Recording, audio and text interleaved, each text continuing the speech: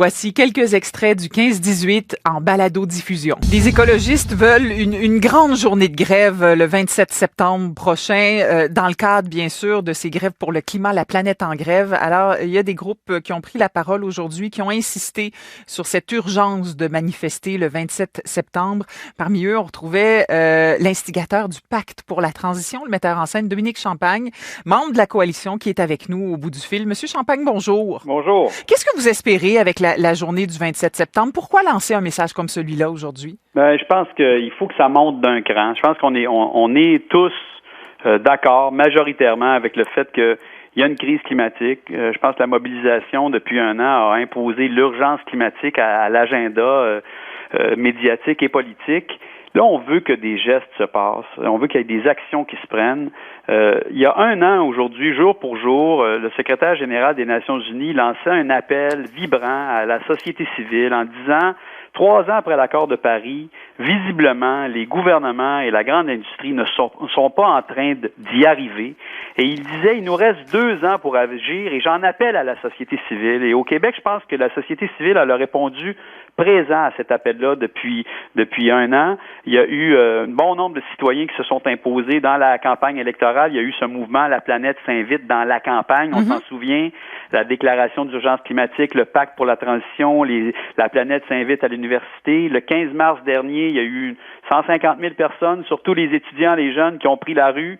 Greta Thunberg, qui est devenue l'espèce de plus d'égérie de cette crise climatique-là, a reconnu à quel point elle est impressionnée de voir la mobilisation. Elle sera à Montréal, d'ailleurs. Et là, après sa visite, à l'appel du secrétaire général des Nations Unies d'aller parler climat à New York ces prochains jours, elle va se joindre à nous.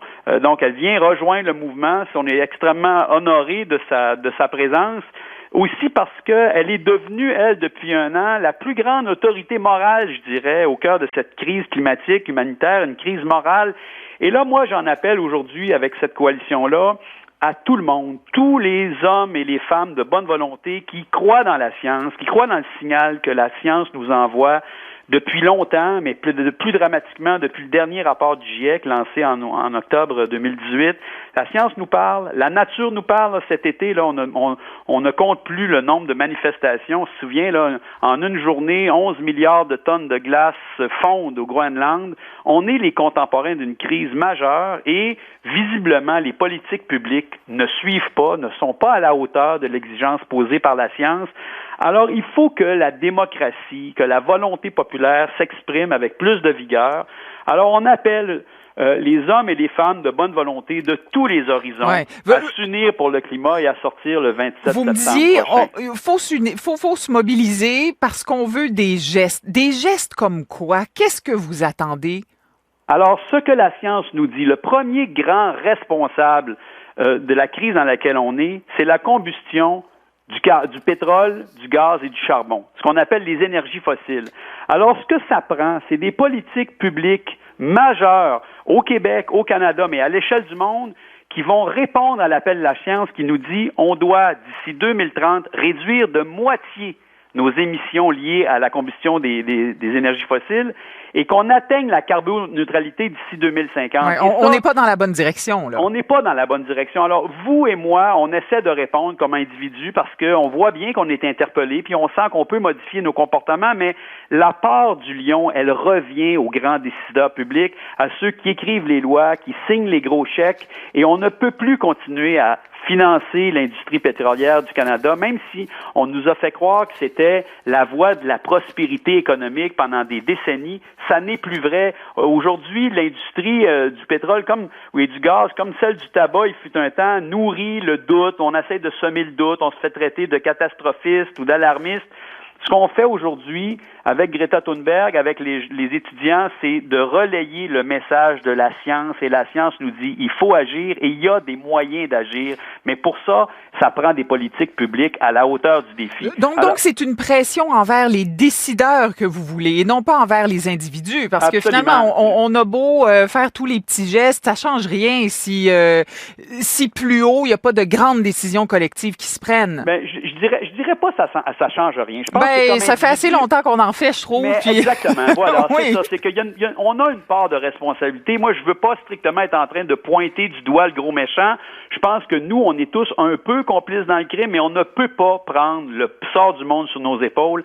Ça appartient aux grands décideurs, ceux qui écrivent les lois, ceux qui décident des grands investissements. Et donc, le défi collectif qu'on a, tout le monde, hommes et femmes de bonne volonté, ça veut dire tout le monde, quand je dis tout le monde, ça ne doit pas appartenir à tel ou tel secteur de la société. Tout le monde, on doit s'unir pour s'éloigner du pétrole et du gaz. Et ça commence par exiger des pouvoirs publics qui prennent leurs responsabilités. On va prendre l'exemple de Justin Trudeau, qui a été élu démocratiquement il y a 4 ans sur la promesse qu'il allait cesser les subventions à l'industrie pétrolière. Il n'a pas été capable de le faire. Ben, voyez-vous, il n'est pas capable d'y arriver. C'est parce que ce mode de vie-là qu'on s'est donné, il nous sert encore beaucoup quand même. On est assez confortable dans nos vies. Mine de rien, là. Et on a l'impression que c'est une impression de retour en arrière que bien des gens ressentent, hein, de moralisme, de culpabilisation. C'est pas simple d'organiser des transitions comme celle-là. C'est pas simple, mais le défi est là. Alors, soit on va pouvoir aujourd'hui s'alerter et profiter de l'éveil de conscience qui se passe, alerté par la science, alerté de plus en plus par les signaux de la nature et alerté aussi par la crise humanitaire qui est vécue. À Montréal, on en a eu un exemple l'été dernier quand un épisode de canicule a fait mourir 85 ou 86 personnes. En 2018, oui. En 2018, il y a à l'échelle du monde beaucoup d'êtres humains, hommes et femmes, qui sont déjà victimes de l'impact du réchauffement climatique et on ne peut pas être aveugle et fermer les yeux devant tout ça. Il faut agir.